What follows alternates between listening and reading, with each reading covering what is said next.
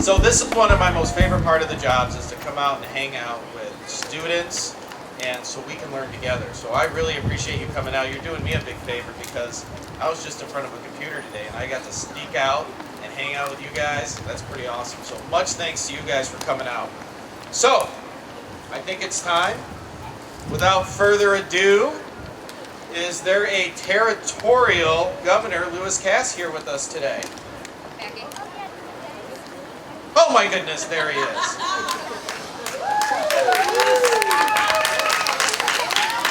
Governor Cass. A pleasure, a pleasure. The pleasure is all mine, sir. You look very nice, but what are all of you wearing?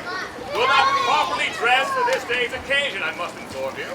Well, as you may have already figured out, my name is Lewis Cass. That's Cass, as in Cass County, Cass Lake, Cass Avenue, Cass Corridor. That wasn't mine. But just north of here is Elizabeth Lake, named after my lovely wife, Gertrude. No, I jest. Her name was Elizabeth.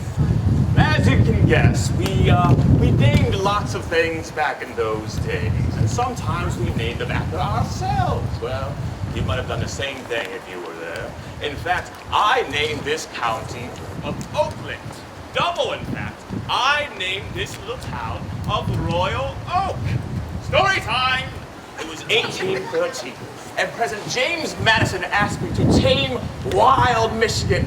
Back then, it was a wilderness teeming with swamps and morass. It was a forbidden country. It was thought unsuitable for human habitation, unfit for civilization. I know, it sounds a lot like motorcycle nights, but I wanted to prove the bureaucrats wrong. So I set out about 1818 or 1819. It's about 200 years ago, and many of you probably weren't even born yet. So we left Fort Detroit. Now, Detroit was a little town just south of here. I know it has a French name, sorry about that. And we were stopped almost immediately. We were floundered by mud. It came up to our horses' knees and we couldn't go anywhere. It was like I-75 during a rush hour. But we persevered. We stuck it out, and we came to a vast opening with a mighty oak tree. Now, I was pretty tired at that point, so I laid my head down beside that oak tree, and its branches were protecting me from the harsh sun. And I was reminded of Prince Charles also being protected by an oak tree. That was our Prince Charles, not your Prince Charles. Our Prince Charles actually became king. But this Prince Charles was in a mighty battle and was forced to run away from the enemy and hide himself in an oak tree, hiding amongst the branches. It was protecting him just as my tree was protecting me. And so I thought, well, this is a royal oak tree. You get it? Royal, royalty, Prince Charles, royalty, yes, yes. Well, the name stuck. And the spirit of that oak tree is alive today. Not the tree itself, it was cut down. But we'll come back to that. And part of you is part of that oak tree. All of you are like its branches. Who wrote this speech? That's a little sappy. Thank you, yes. Aren't you lucky to have me as your host? I mean, I could be doing, well, nothing. I have nothing better to do. I've named everything already. But earlier today, I was walking around Royal Oak, and a lot has changed. First of all, none of you know how to dress. That's pretty obvious. Oh, you have things called indoor plumbing. Now, that's a good idea. You also have central air. You kids might call it AC. That's a very good idea. You also have your own Shakespeare festival. That's not such a good idea. You can't trust those actors at all. You also have schools named yoga. Now, whose idea was that? Royal Oak is so crowded today. These old woods used to be just trees and birds, and now it's houses and condos.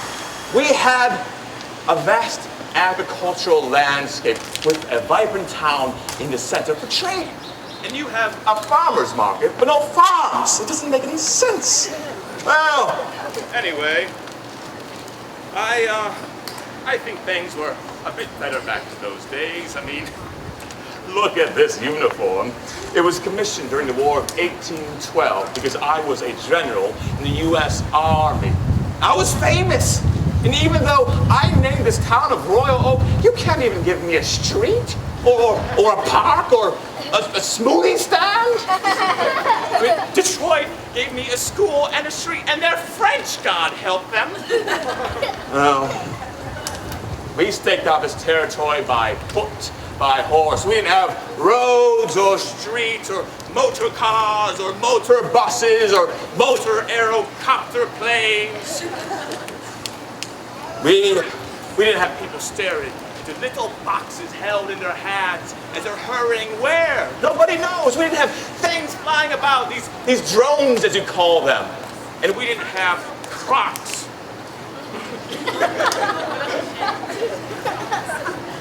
I'm reminded that the first mayor of Royal Oak, George Dondero, was also a bit of an actor. You see, 100 years ago, he dressed up just like me and rode a white horse to portray me. But now you have, a little more coin and coffers. You can hire the real deal, the actual Lewis Cass. So you're doing something right. But back to my oak tree. So I was told by a city clerk it was cut down 85 years ago. Shame on you. Not you didn't do anything. But shame on someone else. What you did do, well, someone else, not you again, but back in 1937, some acorns from the original oak tree that Prince Charles hid in were taken from England and planted at Memorial Park at 13 Mile and Woodward. That way. That area. And after those acorns sprung into a tree, you took one of those oak trees and you planted it at the site where I found my oak tree. So you did kind of make up for it, even Stevens. Thank you very much. See, history is about more than who did what. It's also about what made us what we are, and who we are, and where we're going, like the branches of an oak tree spanning across centuries. See, every one of these royal oakers has contributed in some way to make this town special. Now, it's your turn. Well, before I forget, why do you call it a dream cruise? Nobody's cruising anywhere. They're just sitting in a metal box that's spewing smoke into the air. It's a car. What's a car?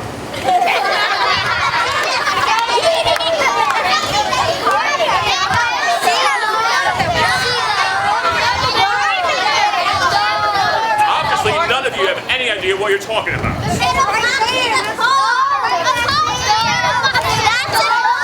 I'll take my horse and carriage any day of the week. Oh, that building, that's a car. See, that's a car.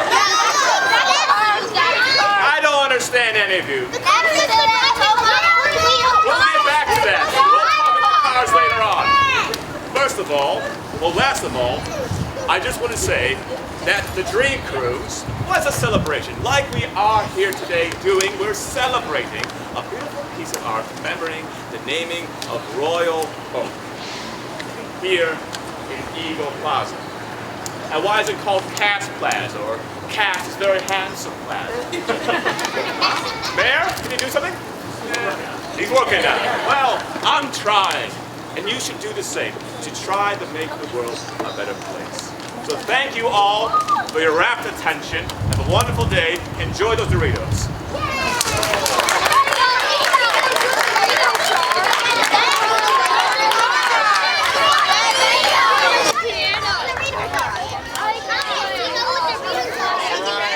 Who wants to watch the unveiling? Are we putting water? We have with us a special guest. Can everyone say hi to Mr. Cascardo? How are you? He is a wonderful artist that helped produce this piece. And this piece was actually painted by members of the community. We had our Family Pride event in Royal Oak this summer. So every bit of color that you see on this painting was done by many people in this community. So it's really a true form of community art. Isn't that awesome? Yeah. All right. top the wall. Let's break all safety protocol. All right.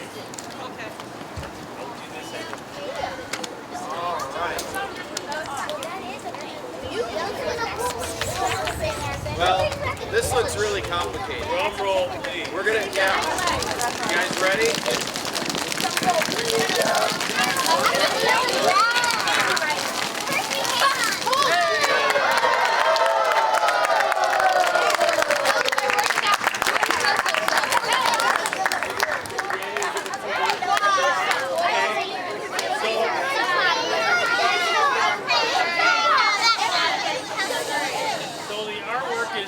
Is what is this? You guys know what that is?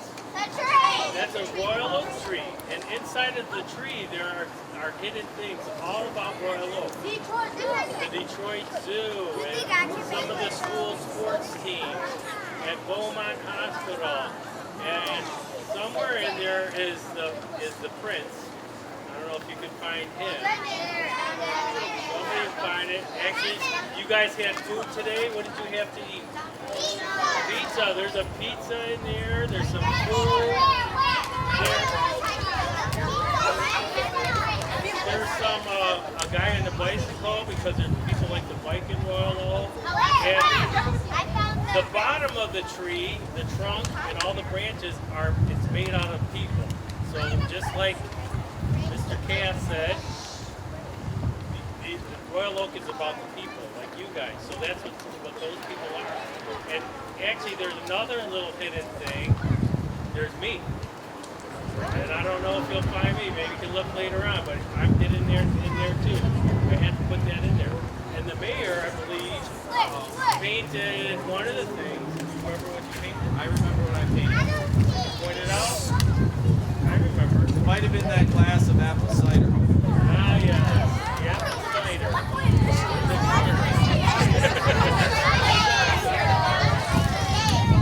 You don't see it. You don't see it. Oh, lemonade. It's lemonade. That's what it is. Yeah, that's lemonade. I think you guys have the opportunity, I don't know, if you're at the City Hall, listen up. There are some black and white line drawings of this piece that you guys are welcome to color in and make it your own. So I think they're at the City Hall. They might be. Make sure your teachers get that. So thank you guys. It was a pleasure working with you. Say a big thank you. Oh, this piece is called the Tree of Life, and it's about the life in Royal Oak. It was commissioned by the city of Royal Oak, and it depicts all the areas that we have in Royal Oak, like the Detroit Zoo and Beaumont Hospital, and all the departments in Royal Oak, the library, the city works, and city hall. And then the trunk of the tree and the branches are people coming together. So the most important part of Royal Oak is the people that make the city. Yes, the people are definitely involved. So what I did is I created a black line drawing, and at the Family Pride Day at the Farmers Market in June, I brought the black line drawing, and people were invited to add color, pattern, and shapes to the design.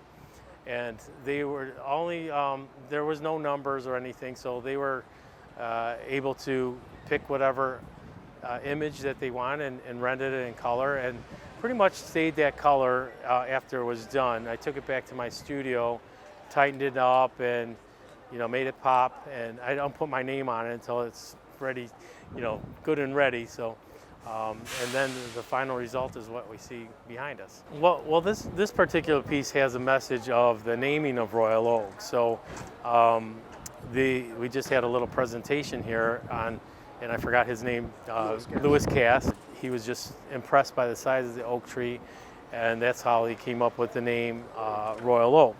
And so with that in mind, they told me to depict something, and of course the Royal Oak tree, the oak tree came to mind. So that's the basis of the design.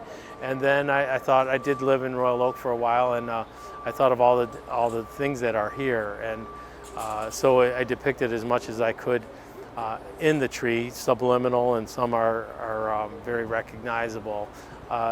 My work is about using your imagination and being spontaneous and not necessarily looking at something and copying it and being photorealistic, but being more of an emotion and feeling good and capturing the emotion of whatever subject matter that I'm working on. So hopefully when you see this piece, you say, yeah, that's Royal Oak, and I like it and it makes me happy, and that's the kind of thing I try to do with all of my work.